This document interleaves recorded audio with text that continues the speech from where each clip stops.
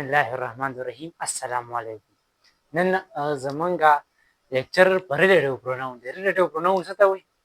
وایي زه چې هغه کس ته ناست وم، هغه تا چې ولیدم هغه زما د تره زوی و، یا هغه ټوله شپه یې چې وغپل هغه زمونږ د ګاونډیانو سپی و.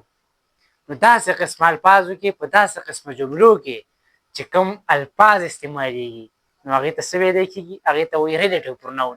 او ریلیټیو پروناون کې عمده الفاظ راځي او په دې قسمه جملو کې دا الفاظ استعمالیږي. نو راځئ نن عمده خیال، عمده سنټنسز، دا قسمه چې کوم سنټنسز دي دا سټډي کوو.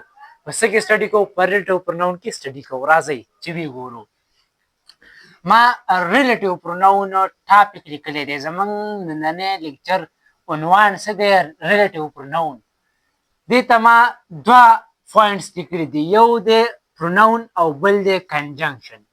ریلیټیو پروناون خو د پروناونو په ځای به کار وکړي، خو دا په دویم یا داسې ورته ووایې چې دا بوت اکټ ایز پروناون یا اکټ ایز کنجنکشن، دواړه قسمه کار کوي. خو دا خبره چې کوم دا د دې بورډ اخرې ته ما ایکسپلین کړې ده هغه دا ده ریلیټیو پروناون او کنجنکشن چې دا څنګه استعمالیږي. نو دا لومړی پرېږدو. لومړی د ریلیټیو پروناون بیسکز او د هغې چې کوم اګزامپل دي، د هغې کې چې کوم الفاظ دي په کومه طریقه استعمالیږي، لومړی پکې هغه ګورو. راځئ چې دغه وګورو. ما ریلیټیو پروناون کې د دې سره تعلق نشته دی، بیا هم وی وایي چې انټیسیډنټ یا پریسیډنټ ورته ویلی کېږي. د دې مطلب څه دی؟ چې د نون پروناون، د نون یا پروناون that comes directly before the relative pronoun. چې relative pronoun نه مخکې چې کوم نون یا پروناون راشي نو هغې ته ویلی کېږي انټیسیډنټ یا پریسیډنټ. مطلب دا دی relative pronoun के आने से पहले जो अल्फाज आते हैं उसे या तो हम एंटीसीडेंट कहते हैं या प्रेसिडेंट कहते हैं. دا بس یو کوټه غونډه کې دا ما لیکلی دی. اوس راځو زمونږ خپل ټاپک ته چې کوم دی ریلیټیو پروناون. ریلیټیو پروناون کې پنځه الفاظ راځي. یو دی هو، یو دی هوم، یو دی هوز، بل دی وچ او بل دی دیټ. اوس دا موږ نه انګلیش ګرامر چې کوم رولز دي، چې کوم مشران دي د انګلیش دا هغوی کټیګرایز کړي دي. دا ټکي څنګه کټیګرایز کړي دي؟ هغوی ویلي دي چې کوم دا هو، هوم او هوز دا چې کوم الفاظ دي، دا چې کوم الفاظ دي، دا هو او هوم او هوز دا به موږ د څه لپاره استعمالو؟ صرف او صرف د څه لپاره به استعمالو؟ صرف د انسانانو دپاره به استعمالو. دا موږ به هو، هوم او هوز د انسانانو دپاره استعمالو. وچ او دیټ چې کوم دی څه شی دي؟ وچ او دیټ. وچ او دیټ به موږ سره لپاره استعمالو. وچ او دیټ موږ د دواړو څیزونو دپاره استعمالولی شو، هم د انسانانو دپاره هم استعمالولی شو او د تینګز د څیزونو د اشیا دپاره هم استعمالولی شو. موږ دا درې ټکي صرف د پرسن دپاره او دا وچ او دیټ سره لپاره استعمالیږي، د پرسن دپاره هم او د تینګز دپاره هم استعمالیدی شي. اوس لومړی پکې دا هو، هوم او هوز دا قصې پکې کوو. لومړی دا وچ او دیټ ته بیا راځو. صرف د انسانانو دپاره چې کوم ټکي استعمالیږي لومړی پکې هغه کوو. د دې نه بعد به اوس دویم وایټ بورډ موږ ډکوو. دا بورډ به بیا ډکوو یو ځلې بیا، هغه به موږ په وچ او دیټ باندې ډکوو. هو چې کوم دی دا سبجکټیو کیس دی، دا به موږ په سبجکټیو کیس کې استعمالوو. هو څه شی دی؟ دا سبجکټیو کیس کې به موږ استعمالوو. هوم ابجکټیو کیس کې به موږ استعمالوو. او هوز چې کوم دی دا پوزیسیو کیس دی. پوزیسیو کیس د څه دی؟ پوزیسیو کیس د هوم دی او بیا د هو دی. دا پوزیسیو کیس دی. پوزیسیو کیس تاسو ته موږ ویل په ټولو لیکچر کې به موږ خامخا د پوزیسیو یا د پوزیشن یا د آنرشپ خبره کړي. او پوزیشن ویلی کېږي ملکیت ته، قبضه شروع کولو ته. اوس راځو ریلیټیو پروناون بوت اکټ ایز پروناون یا کنجنکشن. په هغې کې دا الفاظ دي. دا الفاظ بیا انګلیش مشرانو کټیګرایز کړي دي. هو، هوم او هوز د پرسن د پاره استعمالېږي which او that person یا things دواړو د پاره استعمالېدی شي. who subjective case دی whom objective case دی whose چې کوم دی دا possessive case دی position موږ ته شو کوي. اوس راځو who versus whom. موږ ویل چې دا بورډ چې کوم ډک شوی دی دا په who په whom او په whose باندې ډک شوی دی او په دې خیال باندې ډک شوی دی. د دې نه بعد چې دا دوباره موږ کوم بورډ ډکو هغه په which او په that په usage باندې ډکو. نو اوس ګورو لومړی ټاپک چې موږ کوم ګورو هغه دی who versus whom. مطلب دا دی چې who او whom استعمال څه شی دي او د دې استعمال په کومو ځایونو کې په کومو الفاظو کې کیږي. نو راځئ چې وګورو. تاسو به اورېدلي وي چې who چې کوم دی ورب ته بعد رالی چې د یو جمله کې د سبجیکټ نه بعد چې کوم ورب رالی د هغې سره ولګوه who followed by a verb. دلته ما لیکلي دي who followed by a verb. جملو ته وګورئ. The boy who won the race is my cousin. who نه بعد دلته سره راغلی دلته موږ relative pronoun لګولی دی who. د who نه بعد سره راغلی دی one ته راغلی دی. one څه شی دی one verb دی. څه شی دی verb دی. نو موږ ځکه who لګولی دی د ډایرکټ دلته verb راغلی دی او چې کله verb راشي نو موږ څه لګو who لګو. who به موږ لګو چې کله وربي who به موږ لګو چې کله وربي. The boy who won the race is my cousin.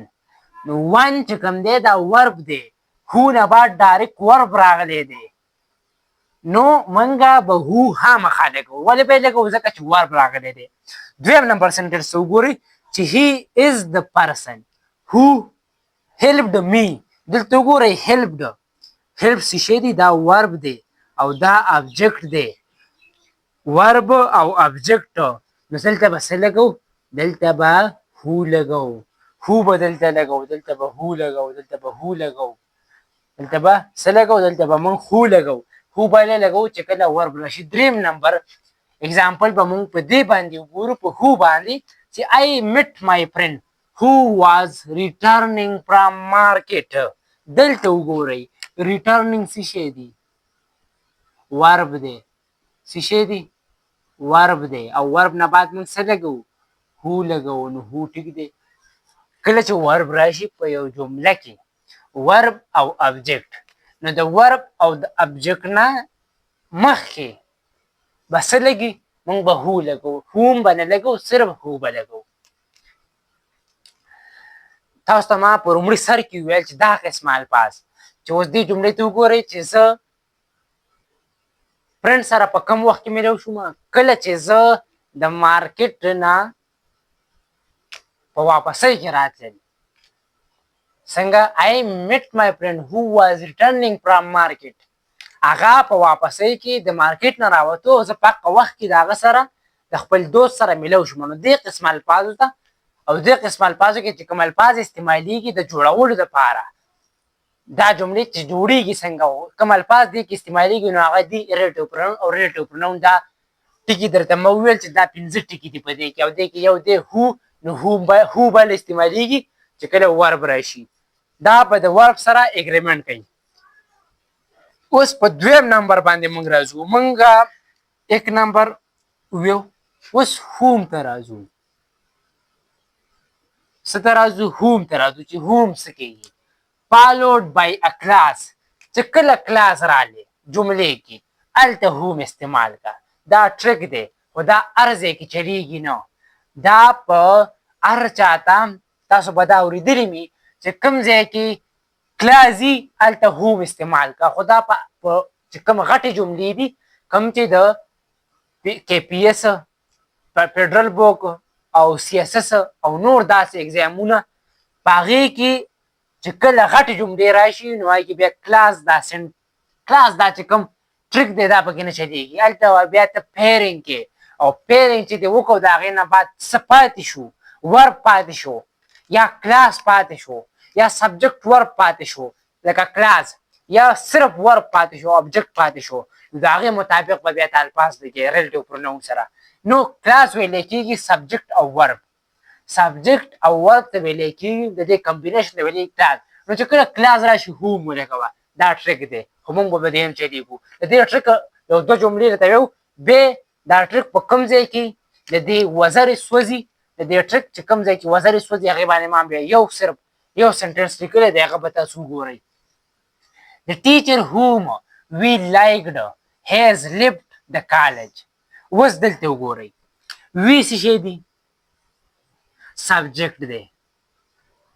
لایکډ څه شی دی؟ ورب دی. او دلته هوم مونږ ولې لګولی دی؟ ځکه چې دا دواړه کلاس دی. نو چې کلاس کله راشي نو مونږ به هوم لګو. چې کله کلاس راشي نو مونږ به څه لګو؟ مونږ به هوم لګو. کلاس راغلی دی، سبجیکټ دی او بیا ورب دی. او سبجیکټ او ورب اګریمنټ سره مونږ څه کوو؟ هوم ورسره لګو. دویم نمبر ته وګورئ. He is the person whom I helped. He is the person whom I helped. دلته آی ته وګورئ. آی څه شی دی؟ سبجیکټ دی. هیلپ څه شی دی؟ ورب دی.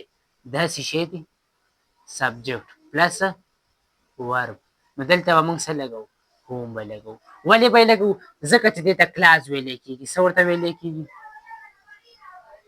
کلاس ورته ویلی کېږي. نو چې کلاس ورته ویلی کېږي نو د کلاس اګریمنټ په ریډ او پراون کې موږ چا سره کوو؟ د هوم سره کوو. اوس کوم وخت کې د هوم دا کم اګریمنټ چې د کلاس سره دی، دا کم ټریک چې موږ ته، دا کم رول چې موږ ته ایکسپلین شوی دی، نو دا په کوم ځای کې سوځي یا دا کوم ځای کې نه کېږي، بیا موږ یې نشو استعمالولی. نو هغه دا جمله ده، دې ته وګورئ.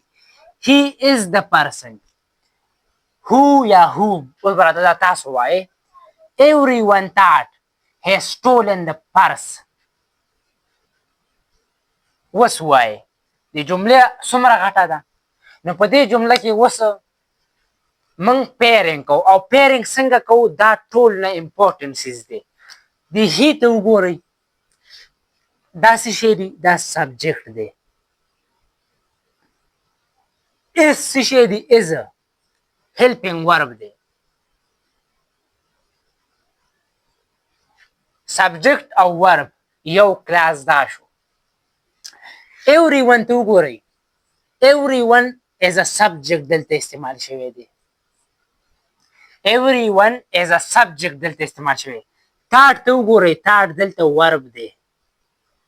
څه شی دی؟ ورب دی. he is a سبجیکټ او ورب. سبجیکټ او ورب دلته خو اوس دوه سبجیکټ او ورب دی. اوس به څه کوو؟ اوس به څه کوو؟ سټوډنټ ته وګورئ. دلته ورب دی.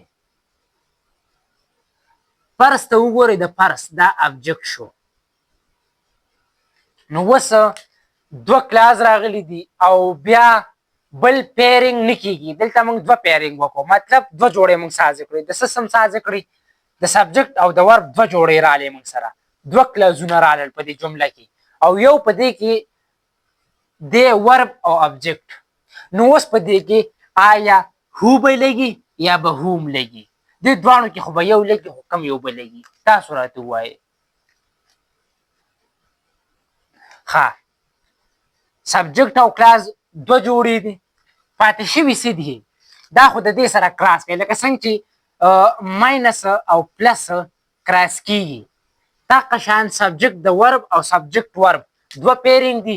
دا لاړل والوتل، دا کراس کوي. پاتې څه شو؟ ورب پاتې شو او ابجیکټ پاتې شو. دلته موږ په دې لومړي رول کې دلته څه ویلي چې کله هو به د چا سره اګریمنټ کوي؟ هو به د ورب سره اګریمنټ کوي. دلته څه پاتې شوي دي؟ ورب پاتې شوی دی. نو څه به لګو؟ هو به لګو. هوم دلته موږ نشو لګولی. دلته به موږ هو لګو. ولې به یې لګو؟ ځکه چې ورب پاتې شوی دی. سبجیکټ او ورب، سبجیکټ او ورب. کلاس دوه جملې دوه پیرنګ موږ ساز کړي دي په دې جمله کې، ځکه چې دا جمله غټه ده. هغه د یو بل سره کټ شوي دي. پاتې شوي په جمله کې څه شی دی؟ ورب. او ورب د چا سره اګریمنټ کوي؟ د هو سره. نو موږ به دلته هو لګو. هوم نشو لګولی. تاسو خو به وایئ چې هوم به لګي، خو سبجیکټ او کلاس پکې شته دی، مطلب کلاس پکې شته دی، خو څه به لګو؟ هو به لګو. ولې به یې لګو؟ چې ورب دی. اوس راځو د پریپوزیشن رول ته. هم په دې هو او په دې هوم او په دې whose کې preposition rule څه وایي preposition rule وایي to by with د دې نه مخکې ته وایم دا کوم ټریکونه چې دي په دې باندې به بروسه نه کوئ سیز به ټیکنیکلی سټډي کوئ د هغې نه بعد به بیا سیز ورلګوئ نور چې کوم پریویس رولز دي هغې ته ګورئ اب چې کوم سنټنس یې هغه سټډي کوئ او د هغې نه بعد بیا چې کوم صحیح اپروپریټ سوټیبل ورډز د هغې دپاره سازېږي هغه لګوئ پریپوزیشن رول موږ ته وایي پریپوزیشن ویمه څه څه ته پریپوزیشن دا قسم الفاظ چې ټو بای ود اکراس اور دا قسمه چې کوم الفاظ دي دې ته وایي پریپوزیشن نو پریپوزیشن چې کله راشي چې کله په جمله کې تاسو بای ولیدو ټو ولیدو ود ولیدو مطلب چې هر قسمه پریپوزیشن هم په جمله کې ولیدو نو څه به لګوئ څه به لګوئ ابجیکټیو کیس به لګي ابجیکټیو کیس څه ته وایو موږ هوم به لګي چې پریپوزیشن هم ولیدو چې پریپوزیشن هم ولیدو څه به لګوئ هوم لګوئ زما له طرفه ورته هوم لګوئ هوم acceptable دی د څه سره د صرف د پریپوزیشن سره جملې ته وګورئ the man with whom you were talking is my uncle څه دی دلته with راغلی دی with نو دلته هو په قسمونو هم نشي لګولی صرف به هوم لګې ولې به یې لګې ځکه چې د انګلیشو مشران موږ ته وایي چې د پریپوزیشن سره به څه لګو صرف به ورسره هوم لګو نو راځئ چې ورسره ویې لګو د مین with whom with راغلی هوم به ورسره لګو you are talking is my uncle تا چې چا سره خبرې کولې زما تره دی زما انکل دی نو with راغلی دی هوم به ورسره لګي ابجیکټیو کیس به لګي دویم نمبر جملې ته وګورئ بای څه شی دی پریپوزیشن دی نو د بای سره به څه لګو هوم به ورسره لګو نو هوم دلته ټیک دی هو دلته نه لګي صرف this letter written with څه شی دی پریپوزیشن دی څه به لګي هوم به لګي did you travel که نه with whom did you travel اوس راځو whose ته هوم وشو دی والا په دویم نمبر باندې هوم وشو اوس دریم نمبر ټایپ ته راځو او هغې ته ویلی کېږي هوز نو هوز اوس ګورو هوز موږ وویل چې دا پوزیشن ته ویلی کېږي څه ته ویلی کېږي دا پوزیشن ته آنرشپ ته او په ریلیټیو پروناون کې چې دا کوم هوز دی نو دا څه شو کوي دا پوزیشن شو کوي دا د چا ملکیت شو کوي د چا قبضه شو کوي د چا آنرشپ شو کوي چې دا سړی دا پن دا ګاډی دا موبایل د ده سره تعلق ساتي او دا شیز د ده دی نو دا هوز چې کوم دی دا پوزیشن شو کوي جملې ته وګورئ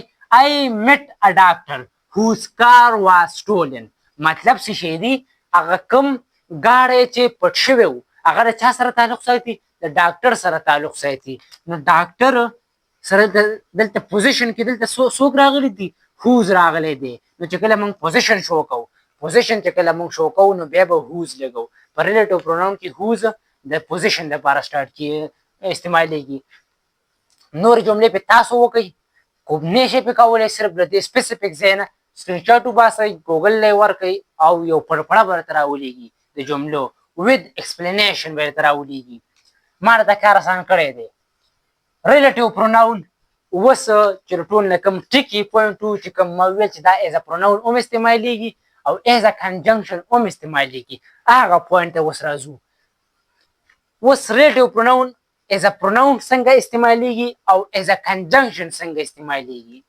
پروناون مطلب دا دی چې کله زه نون ریپلیس کړم نو دغه وایي پروناون نو دغه څنګه استعمالیږي او ایز ا جویننګ چې کله دوه سنټنس یا دوه کلاس یو ځای کوي دغې ته موږ وایو کنجنکشن نو اوس ورته ګورو اگزامپل سره I met a doctor she speaks 5 languages دلته رانه پکې اس ایر شوی دی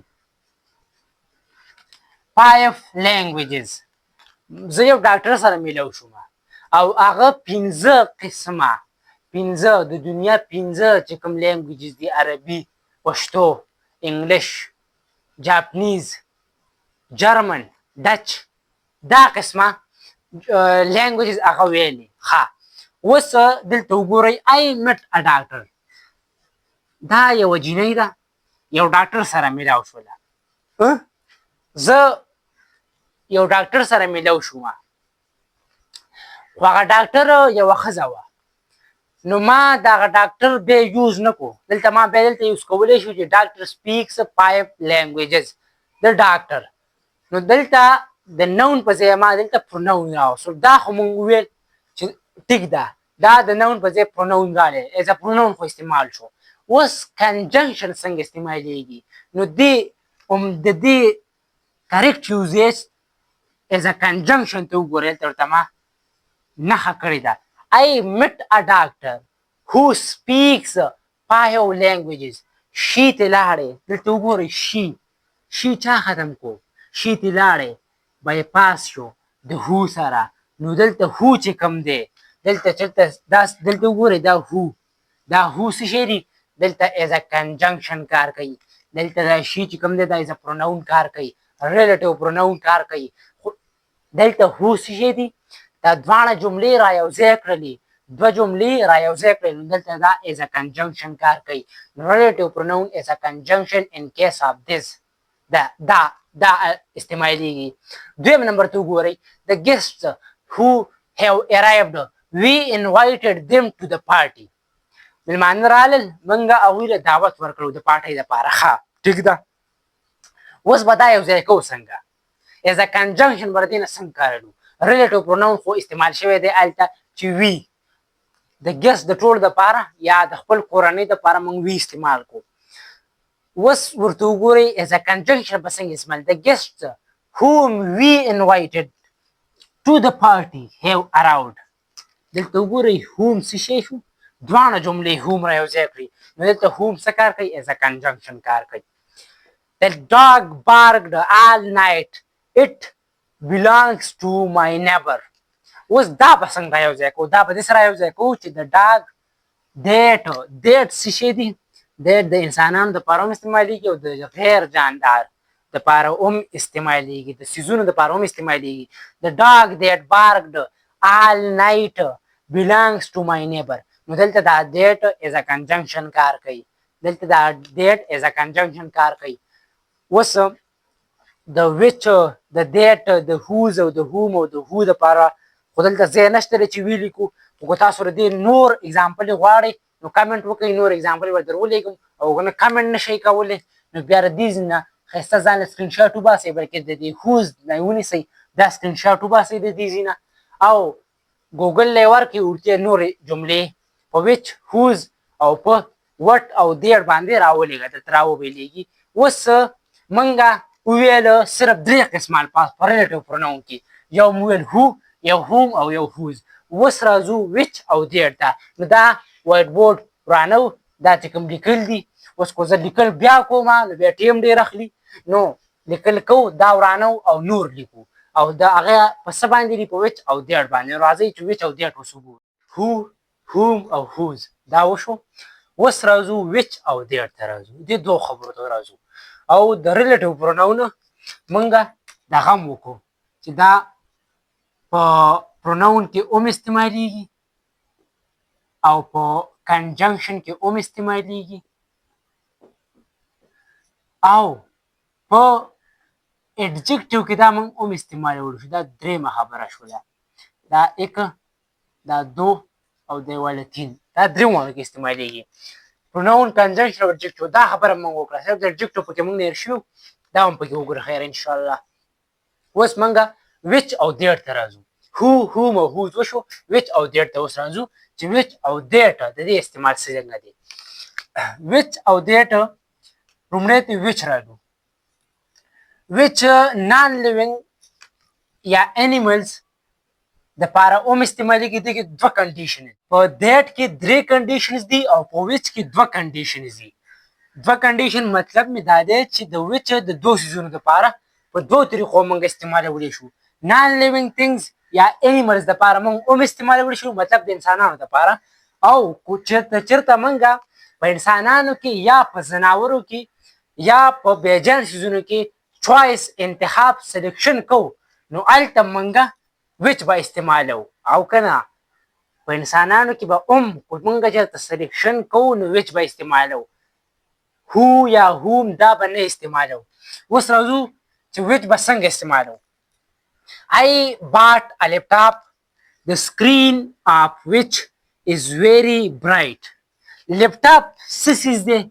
laptop په non living thing کې راځي، په non living thing کې. دلته ما داسې څه لګولي دي، دلته ما which لګولی دی. نو موږ څه وویل چې which به د چا څه لګي، which به د non living thing څه لګي. نو دلته laptop څه شی دی؟ non living دی. ما څه لګولي؟ relative pronoun ما څه لګولي دي؟ which مې لګولی دی. I don't know which of the servant broke the glass. اوس دا دواړه چې کوم کنډیشن دی په دې کې پال کوي، دا دواړه اکسپټیبل دي. په دې کې چوایس هم راغلی دی، او د سړي دپاره یا د زناورو دپاره. مطلب دا خو دلته موږ سروینټ نو انسان یادو، نو انسان دپاره دا دلته هم استعمالیږي او په چوایس کې دا هم استعمالیږي. خو چوایس ته ورته وویې نو هلته ډېر زیات نوکران دي، نو پته نه لګي چې کوم نوکر. او خو سروینټ ته وګورئ نو سروینټ انسان دی، انیمل سوشل انیمل کې راځي. نو دلته موږ اومه ویچ به استعمالو. نو دلته ویچ ولې استعمال شوی دی؟ ځکه چې سړی دی. ویچ ولې استعمال شوی دی؟ ځکه چې چوایس راغلی. دواړه طریقه باندې ویلی شي. which of the girl is your sister. اوس جنکۍ ولاړې، نو زه وایم چې په دې ټولو کې زه سلیکشن کوم چې دې کې ستا کومه خور ده. نو دلته ما ویچ د دقې د وجې یوز کړی، ځکه چې ما ته انګلیش ګرامر رول وایي چې کله چوایس وي نو ویچ به یوز کړې. بلکل ویچ مې یوز کو. It is difficult to decide which of the two students performed well. ماشومان ډېر دي، سټوډنټان ډېر دي، زه پکې ګورم چې کوم یو پکې ښه کردار ادا کړی دی. نو دلته ما څه استعمال کړل؟ دلته ما ویچ استعمال کوم چې یو سټوډنټ یا دوه سټوډنټه کوم هغه سټوډنټان دي چې هغوی ښه پرفارم دغه کړی دی. نو ویچ زه په دوو کنډیشن کې یوز کوم، نان لیوینګ تھنګ یا انیمل یا د پرسن دپاره هم یوز کېږي، او د چوایس چې کله د سلیکشن کوم هم یوز کېږي. اوس دیټ ته راځو. دیټ کې درې کنډیشن دي. څو دي دلته؟ دلته ما لیکلي دي درې کنډیشن، 3 کنډیشن دي په دیټ کې. اوس لومړي ته راځو. لومړی وایي سوپرلیټیو ډګري، دا پي پکې سیوا شوې ده، یو پي ده په دې کې. سوپرلیټیو ډګري، سوپرلیټیو ډګري نه زما مطلب دا دی چې الفاظ ته وګورئ: بیسټ، وایسست، سمارټست، ورسټ، لانګسټ، او دا قشان چې څومره الفاظ دي. خو چېرته په سنټنس کې سوپرلیټیو ډګري الفاظ راغلل، مطلب دا قسم الفاظ پکې راغلل، نو هغې سره به زه خامخا 100% آلویز به زه څه یوز کوم؟ زه به دیټ یوز کوم.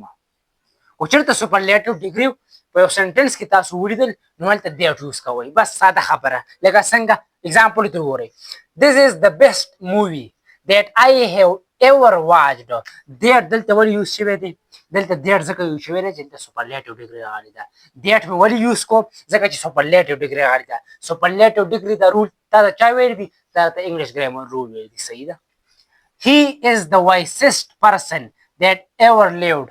وایسست څه شی دی؟ سوپرلیټیو ډګري ده.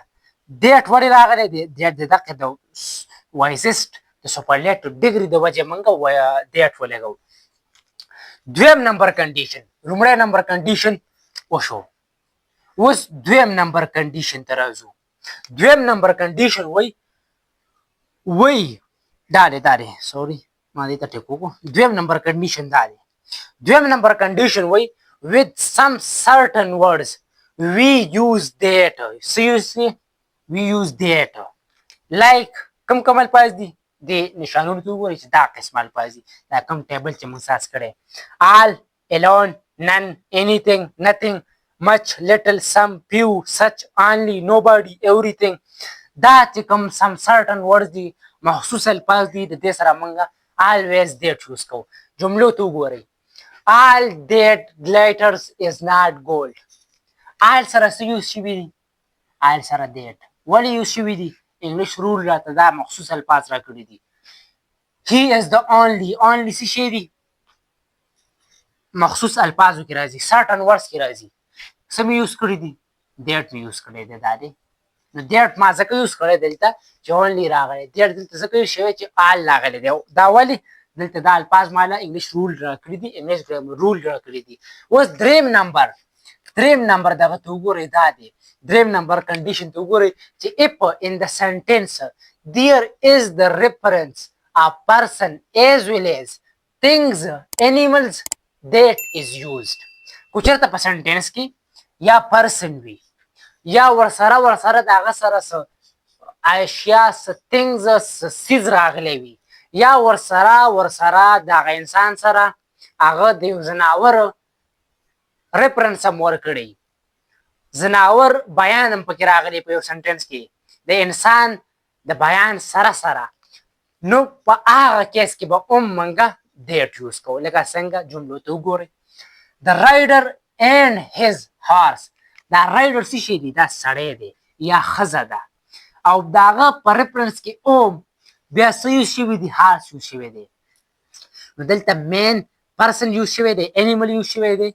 یا پرسن ورته ووایو دلته ایز ویل ایز دلته څه ایز ا ریفرنس اف څه هارس یوز شوی دی چې انیمل دی نو د دې په وجه د دې دوه ټکو په وجه دلته ما څه یوز کړل دیټ مې یوز کړو د لیډي اینډ هر پټ ډاګ لیډي ته وګورئ او دلته ډاګ ته وګورئ نو ما څه یوز کړل دیټ مې یوز کړو ولې مې یوز کړل چې 3 نمبر کنډیشن ما دا وایي چې کله پیپل ورسره انیمل رالی یا تھنګ رالی د هغه سره په ریفرنس کې نو څه یوز کا دیټ یوز کا یوز مې کړو اوس د APS د فیډرل بورډ د فیډرل پبلک سروس کمیشن یا CSS یا خیبر پښتونخوا کا پبلک سروس کمیشن چې څومره ټیسټونه دي نو ټول نه غټ کوېسچن د ټول نه غټ چې کوم ټریپس دي په دې کې دي دیټ او ورسز واټ دا دیټ او واټ دا خلک انفارمل وی کې د دیټ په ځای واټ یوز کوي واټ په ځای دیټ یوز کوي دا ګورو چې دا دیټ څنګه یوز کیږي واټ څنګه یوز کیږي د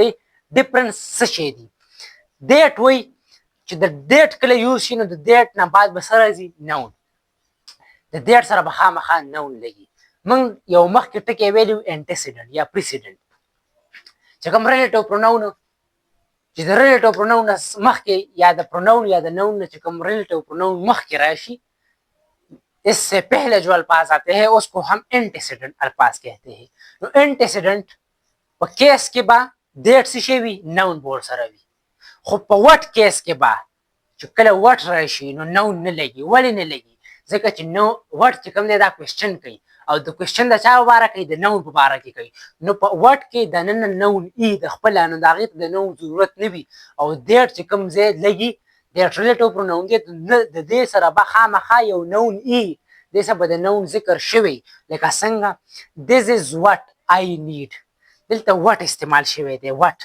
نو دلته وټ سره وګورئ وټ سره نون شته وټ یو څیز یادوي او هغه یو څیز یو نوم به وي د هغه او هغه نیمینګ ورډ موږ څه ته وایو نون ته وایو نو دلته وټ کې د خپله یو نون پروت دی نو دلته د نون ضرورت دلته وټ ته نشته دی دویم نمبر ته وګورئ I don't understand what you are saying دلته بیا وټ یوز شوی دی زه په دې نه پوهېږم چې ته څه یادې څه نو دا نیمینګ ورډ دی نون دی نو په وټ کې بیا نون پروت دی دننه دلته نون دلته په دې جمله کې د وټ سره نه یوز کیږي نو نون نیډډ ان دس کیس دریم نمبر ته وګورئ I don't understand the words that you are saying دلته وګورئ words او دلته وګورئ دیټ ته دلته موږ دیټ یوز کړی دی او دلته موږ ورډ یوز کړی دی نو دا ورډز چې کوم دی دا ورډز دا نون دی یو ټکی دی یو الفاظ دی او دلته موږ دیټ یوز کړی دی دیټ هم ولې یوز کړی دی دیټ هم ځکه یوز کړی دی چې د هغې نه مخکې څه راغلی دی یو نون راغلی دی انټیسیډنټ دی یا پریسیډنټ دی نو نون چې کله راشي نو زه به دیټ یوز کوم او چې کله نون نه وي په هغه جمله کې نون پټ وي نو زه به څه یوز کوم ورډ به زه یوز کوم دیټ هو whom whose which دا ټول الفاظ چې کوم دي دا ریلیټیو پروناون دي او دا ریلیټیو پروناون په درې قسمه یوز کیږي دا په پروناون کې اوموس یوز کیږي په کنجنکشن کې هم یوز کیږي او ایز ایڈجکټیو هم یوز کیږي ایز ا پروناون موږ وکتل ایز ا کنجنکشن موږ وکتل او ایڈجکټیو تاسو یو جمله وګورئ چې کوم ځای کې به ولیکو دلته به ولیکو ځه چې دې جملې ته وګورئ that book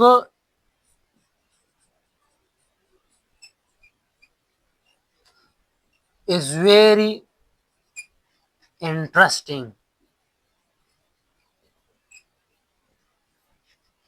دلته وګورئ دیټ ته، دا دلته اډجکټیو ده، پیور اډجکټیو دلته استعمال شوې ده. دلته دیټ ته د نون ضرورت نشته دی، نون ضرورت دلته نشته دی، که ورسره هم دی نو دا بوک دی، دا نون دی. خو اډجکټیو څه چل کوي؟ نون کوالیفای کوي. نون کوالیفیکیشن ته اډجکټیو ویلی کېږي. نو دلته اډجکټیو راغلی دی، دیټ څه شی دا ایز اډجکټیو ده. نو ریلیټیو پروناون چې کوم دی دا ایز ا کنجنکشن، ایز ا پروناون او ایز ا اډجکټیو دا منګه استعمال شوي وو. منګه په ننني لیکچر کې ریلیټیو پروناون A to Z ایکسپلین کړل. ریلیټیو پروناون هغې کې کوم الفاظ په هغې کې هو وه. هو سبجکټیو کیس دی او موږ یې د پرسن او د انیملز د دې څیزونو دپاره استعمالوو. هوم چې کوم دی دا ابجکټیو کیس دی. هوس چې کوم دی دا پوزیسیو کیس دی. او وچ او دیټ دا موږ د سړو دپاره، د نان لیوینګ تھنګز دپاره، د سړو دپاره، د ټولو څیزونو دپاره دا موږ استعمال کړي وو. دا 15 الفاظ په دې کې او د دې یوزیج او د دې په جملو کې استعمال دا ټول موږ وکتو. نو دا و نننی لیکچر په ریلیټیو پروناون باندې. او که تاسو د دې لیکچر نه څه مزه اخیستي وي، څه داسې هیلپفل شی په دې کې تاسو زده کړی وي، نو ستاسو د مینې انتظار به کوو موږ په کمنټ سیکشن کې. دا و نننی لیکچر په ریلیټیو پروناون. را روان داسې خوندور لیکچرو دپاره در سره یوټیوب چینل سبسکرایب کړئ او بیل آیکن در سره وټنګوئ. دا انشاءالله په را روان لیکچر کې بیا میلاویږو. اوس ورکوئ خپل دوست اجازت. ذبیح الله د لوی الله په امان. والسلام.